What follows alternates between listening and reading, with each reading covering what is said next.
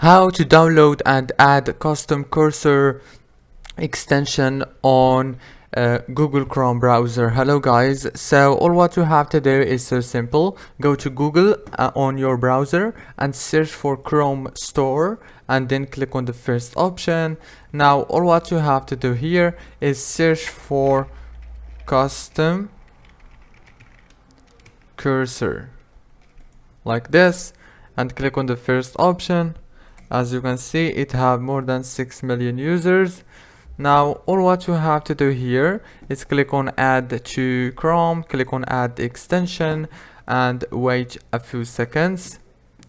Now all what you have to do is just choose the one that you want. There is many options. For example, let's choose one of these options. Okay, let's choose this one, for example. Here click on add and wait a few seconds and it's here.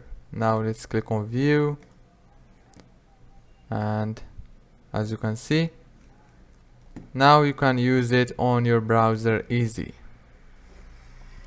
If this video was helpful, please don't forget to like and subscribe, and thank you so much for watching this video until the end. See you later.